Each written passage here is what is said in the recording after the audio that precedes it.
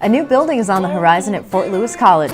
24 teachers will lose their jobs at Durango School District 9R at the end of the year, and find out why Durango High School students stayed up until 4 in the morning after prom. These stories and more on this edition of Inside Durango News. I'm Ashley Dixon. You're watching Inside Durango News, your source for information about Southwest Colorado. Brought to you by Oxford Asset Management, inspiring confidence, growing dreams. Oxford Asset Management. It's time to lock up your trash and take down those bird feeders. Black bears are back in town. After 5 months of hibernation and fasting, hungry bears are coming out of their dens to search for any food source they can find. And they're starting to show up in Durango, says Brian Peterson, Executive Director for Bear Smart Durango, an organization that educates the community on bear safety. There's 2 times of the year that bears tend to be around in residential areas, and that's in the spring when they come out of hibernation. They tend to come down to the grassy areas where there's vegetation for green up. And then in late summer, early fall, the vast majority of the bears in the area flood down to the oak brush zone for acorns and berries. The statewide bear population is estimated at about 18,000, says Joe Lewandowski with the Colorado Department of Parks and Wildlife. And Durango sits in the middle of some of the best bear habitat in the state, with plenty of oak brush, plants, and berries for forage. But what makes Durango a true bear paradise are the plentiful food sources that humans leave outside, like trash, pet food, and bird feed. And sadly, if a bear is caught repeatedly causing a nuisance, it could be killed. Unfortunately for bears that are 2-time repeat offenders, ultimately those bears have to be destroyed. So people think that they just go off to another place in the country and live happily ever after, and that's not the case. They have to be destroyed. Despite the lack of moisture at lower elevations, Lewandowski said bears will continue to thrive. They're adaptable creatures that have lived with varying weather conditions for thousands of years. For the most part, bears will forage on their natural diet, so there's no need to feed them in town. But if we see a late freeze that kills food sources, we may see an increase in bears in town. In that case, you may have a chance encounter with a bear. If you come face to face with a bear, Bear Smart Lawrence says you shouldn't try to outrun or outclimb a bear, and don't play dead. Black bears eat dead animals. When you encounter a bear out on a trail or you encounter one in town, the best thing you want to do is just talk softly and back away. Make sure you're not blocking the bear's only way out. And then you'll just want to kind of slowly back away and make sure that you are keeping your eye on the bear the whole time. And then if the bear starts to come towards you, one thing you want to do is maybe drop a hat or a backpack or something in the trail as you continue to back away. Something to distract the bear. Yeah, the idea is that the bear will stop and smell that and check it out while you get away. To hone your bear smarts, visit bearsmart.org or visit their Facebook page at Bear Smart Durango. It's time to own your health and find out how you're faring. The 9 Health Fair comes to Durango's Escalante Middle School on April 12th. The traveling health fair began with the work of Dr. John Brensyke, who conducted community cholesterol screenings for the National Institute of Health in the late 1970s. Residents in communities with scarce health services turned out in droves, so he started the National Health Screening Council. He presented the idea of large-scale health screenings to communities across the country, and the concept intrigued Al Flanagan, then president of Channel 9 News in Denver. Flanagan agreed to provide the financial and media backing support to launch the fair in Colorado. Today, the 9 Health Fair is a licensed nonprofit, and it's celebrating its 35th year in 2014. More than 16,000 medical and non-medical volunteers statewide, including the Lions Club of Colorado and the Colorado National Guard, helped produce the fair on its statewide tour. The 9 Health Fair serves residents over 18 years of age with more than 25 different screenings. Basic free screening services include everything from bone health to lung function to cardiac risk assessments. Residents also may opt for other low-cost screenings from $25 to $40. Blood draws to identify cholesterol levels and kidney functions, while a hemoglobin A1C test identifies those individuals who may be at a higher risk for developing diabetes. Participants get their results within 3 to 6 weeks of their visit and are encouraged to share their findings with their primary care physician. The fair will be at Durango's Escalante Middle School on April 12th, as well as the Sky Ute Casino in Ignacio. It then travels to Mancos Valley Junior High on April 19th and hits both Bayfield and Cortez on May 3rd. Residents interested in attending the 9Health Fair are encouraged to register online at 9healthfair.org, where they can fill out registration paperwork and pay in advance for the low-cost screenings. Up next, why Durango High School students stayed up until 4 o'clock in the morning after prom on April 5th. Watch more at durangotv.com. It's time for rejuvenation with luxurious healing waters, breathtaking views, and lavish spa treatments at the Springs Resort and Spa in Pagosa Springs. Stay at the new Ecolux Hotel and enjoy 24-hour access to our 23 unique pools by the river. Indoors, relax in the hotel and enjoy therapeutic services at the spa. It's time for rejuvenation at the Springs Resort and Spa in Pagosa Springs. This is the story of a company that has its roots in Southwest Colorado. A story about two college friends who founded a local business, of their families and the families of their staff, and of generations to come. It's about the concerns we hold, the passions we share, and the bonds that unite us. We are the Wells Group. And for 3 decades, we've been proud to be a part of the Southwest Colorado community.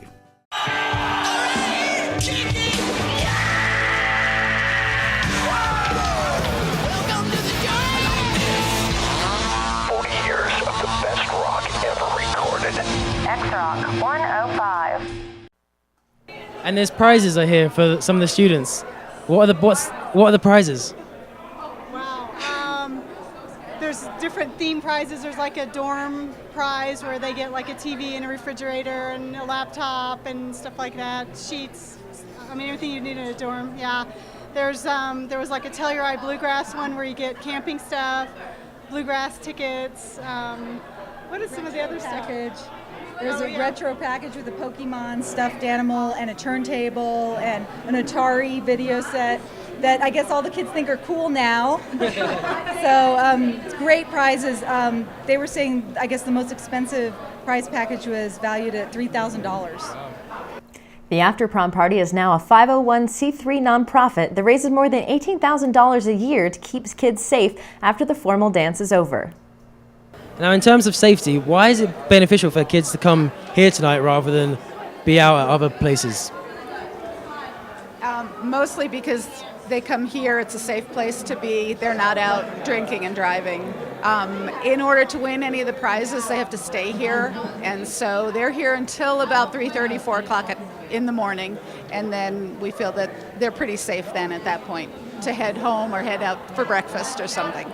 So it makes the whole night complete without them having to go off somewhere else and get into trouble somewhere else. By the time it's over, they're tired. They want to go home and go to bed. Well, it's a great event, and thank you for having us here. And thank you for speaking with us. The doors opened at midnight, and after changing from formals into jeans, sweatpants, and pajamas for some, students started pouring in. The doors closed to newcomers at 1:30 a.m., and the party continued until 4 a.m. Was it worth the effort? I've found some more students here, 2 of the basketball team. How's your night going tonight? It's so fun. Prom was fun, and I'm just ready for after prom. It's just begun. It's going great. Having a good time here. Yeah, it's been pretty fun so far, so I'm excited. And what's your favorite thing you've seen here tonight? The bouncy house and like the races that you do against your friends. It's really awesome. It's really fun. Pretty excited for the free food. Yeah. What food are you looking forward to the most? Oh, the pizza, the root beer floats, the cookies. Mostly the cookies. Gotta go with the prizes. There's some pretty cool prizes out there, so hopefully I win one. What prizes are you looking forward to? I want a laptop. Yep, for college. Oh, that's the one I put in. So are you guys here till 4 o'clock tonight? Oh, yes. We are here. And why did you come here tonight as opposed to going to other parties that are around town? Oh, it's like more of a safe environment, especially with all the drunk driving and all like the other kids that are like doing, I don't know if they're unsafe, but it's just better to be here and enclosed and like safe and just having a good time. Well, thank you for speaking with us. You have a good night. Thank you. 24 teachers will lose their jobs at the end of the school year, and 2 administrative salaries were reduced as a result of more than $1.6 billion in budget cuts in Durango School District 9R. But help is on the way with a major community fundraising campaign and new fundraising from the state legislature that will offset at least some of the recent cuts, says 9R Superintendent Dan Snowberger. During the past 5 years, Durango School District 9R has lost more than $4.5 million in funding. The district cut $1 million last year by reducing the number of classified staff and cutting $500,000 from central administration. This year, Snowberger said the cuts had to be made in the classroom level, and individual principals were given the authority to decide what had to go. Snowberger said also held 4 district-wide meetings earlier this year to ask the community what programs it wanted to maintain as funding priorities, and he wasn't surprised by the answer. We held a number of community meetings at the beginning of the year focused around budget and really asking the community to help us prioritize what was most important to them. It was clear to me that our community continues to have strong values for art, music, and PE, which I do as well. Those programs were preserved in these cuts.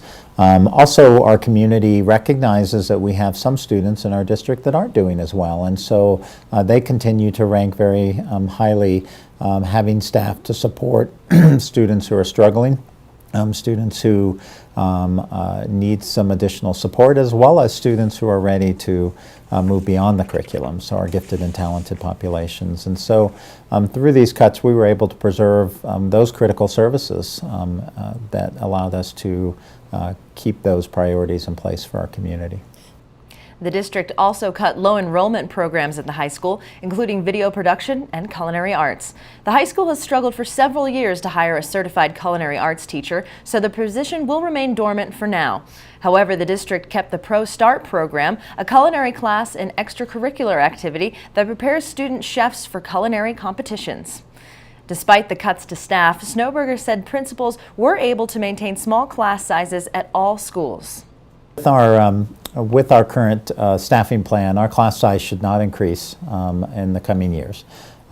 We are having to be a little more careful in some of our outlying schools where sometimes we'll have bubbles, pockets of students that are larger than others.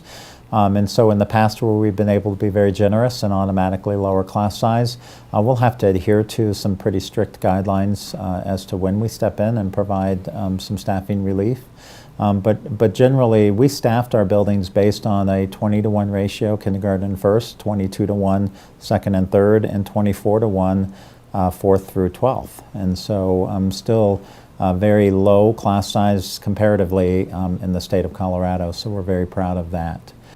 Snowberger admits the cuts have been difficult for staff and added that budget reductions represent the new normal for the district. The decline in support for education in Colorado began with the Great Recession in 2008. The legislature has struggled to restore funding because the Taxpayer Bill of Rights significantly limits the state's ability to raise revenues without voter approval. Last November, voters turned down a proposal to increase state income taxes for public education by a 2-to-1 margin. Amendment 66 would have generated $4 million in new revenues for District 9R. The defeat of Amendment 66 leaves Colorado at the bottom of the pile when it comes to state funding for education. Snowberger said the state rates somewhere between 42 and 48 out of 50 states, depending on which study you read. And Durango isn't much better off. It ranks 145th out of 178 districts statewide. While the loss of $4.5 million over the past 5 years may represent the new normal for Durango schools, there's a glimmer of hope at the state capitol. Legislators are considering new funding through the Student Success Act, says Snowberger. We're hoping with the current act, the Student Success Act, that there will be some additional revenues coming into the district. The Student Success Act would probably bring in its current form about $800,000 to Durango, which we have some critical investments we need to make in programming. We need to adopt a new math curriculum to prepare our students for the Colorado academic standards. We also would like to provide those employees who are returning some type of a pay advancement, and so with those dollars we'd be able to also do that. In addition to state funding, the Durango Education Foundation announced plans this month to raise $250,000 in private donations this summer. All donations will be given directly to the school to meet their funding priorities, Snowberger said. For more information about the district's budget, visit durangoschools.org. Plans for a new $35 million facelift for the Fort Lewis College Geoscience, Physics, and Engineering departments in Burnt Hall may be on hold as the state legislature stalls on funding. The original long bill did not include any funding for Fort Lewis College, but after lobbying by college and legislative representatives, the state's budget bill left the House of Representatives 2 weeks ago with an amendment that would fund the first phase of construction, said FLC Vice President of Finance, Steve Schultz. But there's a catch. The funding is reliant upon whether state taxes generate enough revenues in June. The state share for the first phase of construction on the 60,000 square foot building is $20.8 million. Fort Lewis will contribute $2.1 million. If Fort Lewis receives the revenues in July, construction will begin in late fall 2014, starting with asbestos abatement. Demolition will follow. In fall of 2010, only 93 students had declared physics and engineering as majors, but this semester, numbers have nearly tripled, and enrollment growth is expected to continue. The new building will accommodate 350 additional students. Enrollment growth isn't the only factor driving new construction. Current facilities haven't been updated in more than 20 years. Even classroom desks date to 1956, when Burnt Hall was built as the first building on the new Fort Lewis College campus. The new GPE building will include smart lecture rooms, state-of-the-art labs, conference rooms, and an astronomy observation. The project is also registered with the United States Green Building Council and aims for an LEED Gold certification. For more information about the project, visit fortlewis.edu. After the break, a new national jewelry exhibit is expected to draw award-winning artists to Durango this spring. Watch more at durangotv.com. It's time for rejuvenation with luxurious healing waters, breathtaking views, and lavish spa treatments at the Springs Resort and Spa in Pagosa Springs. Stay at the new Ecolux Hotel and enjoy 24-hour access to our 23 unique pools by the river. Indoors, relax in the hotel and enjoy therapeutic services at the spa.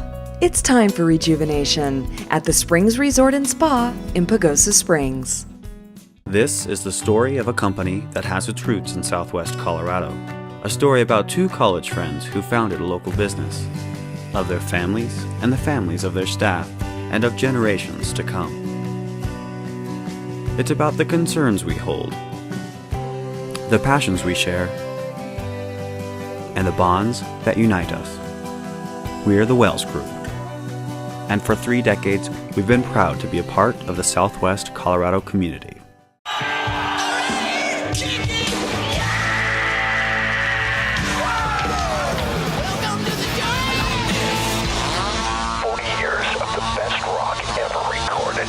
X-Rock 105.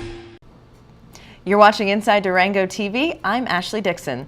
Some of the best jewelry artists in the country are expected to enter their bracelets, earrings, pendants, and necklaces in the Top Jewelry exhibition coming up next. Then stay tuned to learn more about the 8th annual wine experience. There is a national jewelry competition called Top Jewels 2014, which will be held at the Durango Arts Center from May 16th to June 28th. And this is produced by a group of people who, it's called New Face Productions, who raise money for the Durango Arts Center. It will be judged by Jeff and Susan Weiss, who are local artists, renowned. I mean, they have pieces in museums. And they will be our preliminary judges.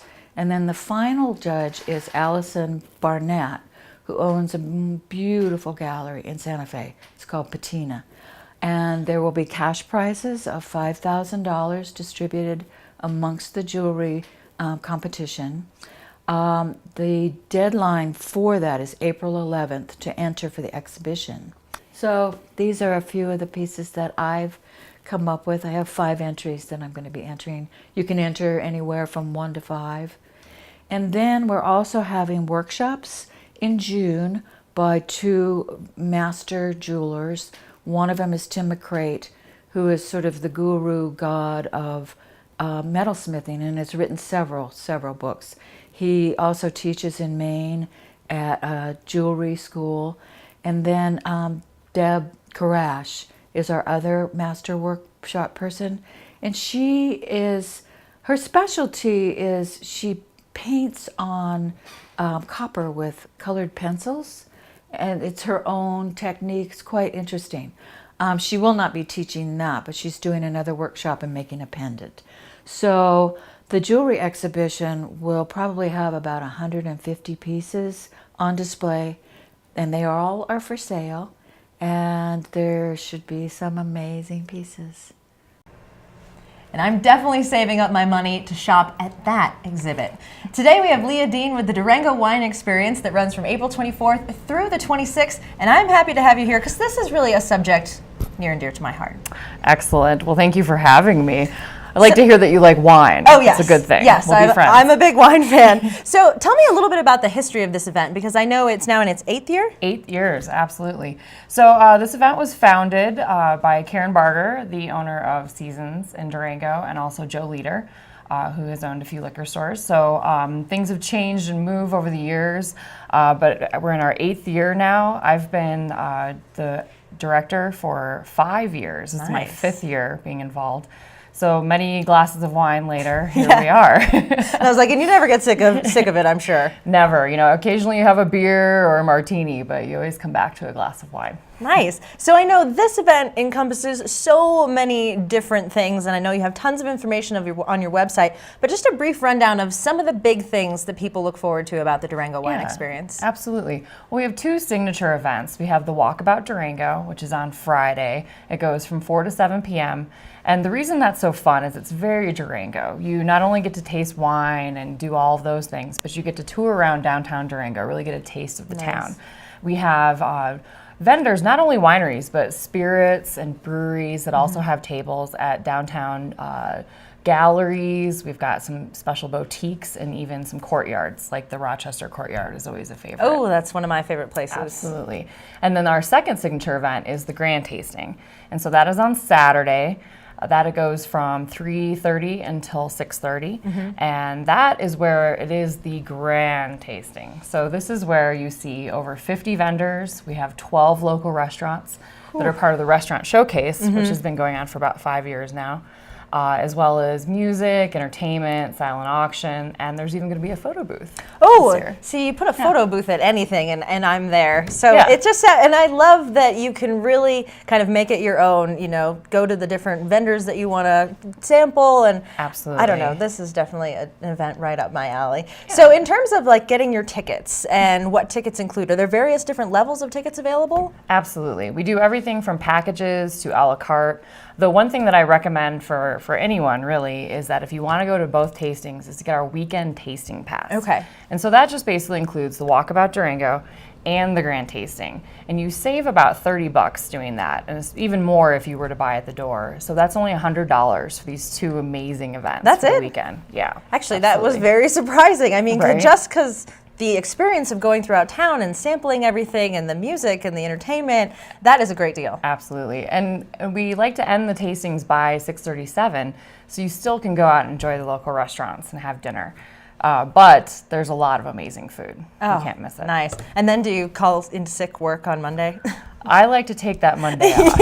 Highly recommend That it. might be a low productivity day in Durango. So for Absolutely. people that are looking to purchase their tickets or just take a look at the schedule, because I mean, it is chock full of stuff Thursday through Sunday. Absolutely. Where's a great place for them to go to get more information? The best place is the internet, www.durangowine.com. We always update things by the minute as more people register, as we have more details. You can buy tickets online at our website, or during the weekend of the event, you can go to the Strader Hotel lobby at 699 Main Avenue, and we have a desk set up where you can buy tickets in person as well. Very nice. So traditionally, what's been the turnout? I mean, are you expecting the same turnout that you've had in years past? Yeah, we seem to grow every year. Well, that's a good thing. We're definitely supported by the local community, but we also have had people from all 50 states have attended the festival. We Really? even had a couple of international attendees. Oh, yeah, absolutely. Very nice.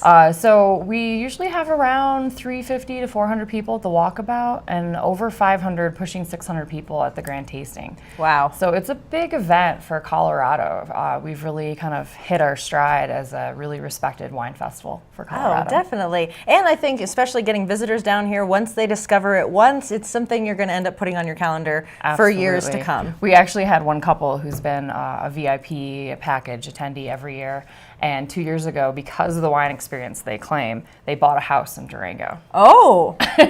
Calling all realtors. Yeah, I'm going to say, well, that's not a bad thing to promote either. Exactly. Awesome. So for one more time, the website for where people can go to get more information. It's durangowine.com. Nice. Well, I'm thinking I need to get my ticket because the more we talk about mine, the more I'm counting down the days until this comes. So Absolutely. Thursday, April 24th is when it all kicks off, so make sure you get your tickets. We're going to take a short break, and when we come back, your weekly updates.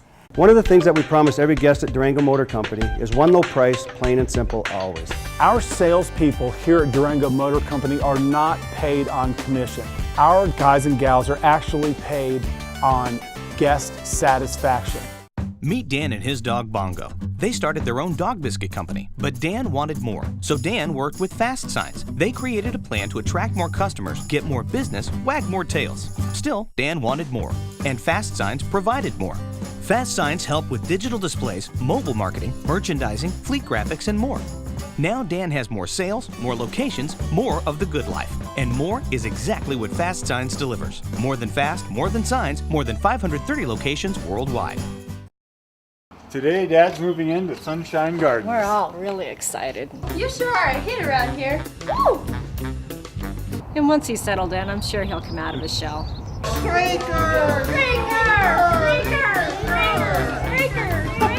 I hear they even have a happy hour. How about that? Well, I think he's going to like it here just fine. You know, honey, I think you're right. I'm Ashley Dixon, and you're watching Inside Durango News. Here are your weekly updates. The 20th annual Durango Bluegrass Meltdown begins on Friday and runs through Sunday at the Henry Strader Theater, the Durango Arts Center, the Wild Horse Saloon, and the Durango Discovery Museum. Bluegrass talent includes Blue Highway, Town Mountain, the Earl Brothers, and Dave Ritchie and the Ruined Nation Boys. Headquarters are at the Strader Hotel. Visit DurangoMeltdown.com for more information. Local Durango notables will perform the play Love Letters by A.R. Gurney on April 17th, 18th, and 19th at the Durango Arts Center. The play shares the unfolding love story between childhood friends through the reading of notes, letters, and cards. Judith Reynolds and Gordon Thomas will perform on Thursday. Jack Llewellyn and Meredith Maple will perform on Friday, and Beth Drum and Rich Fletcher will perform on Saturday. Curtains is 7 p.m. all 3 nights. Tickets are $20 in advance, $26 at the door. You can get them at the DurangoArtsCenter.tix.com or by calling the DAC box office at 259-2606. That's it for this week's community updates. The community calendar is brought to you by what'shappeningdurango.com. Post your free event today and join the one-stop, easy-to-use events calendar for Durango. I'm Ashley Dixon. Thanks for watching Inside Durango News, and remember, keep watching. You'll like what you see. Tune in weekly to watch Inside Durango News, your source for information about what's going on in Southwest Colorado. Inside Durango News has been brought to you by Oxford Asset Management, inspiring confidence, growing dreams. Oxford Asset Management.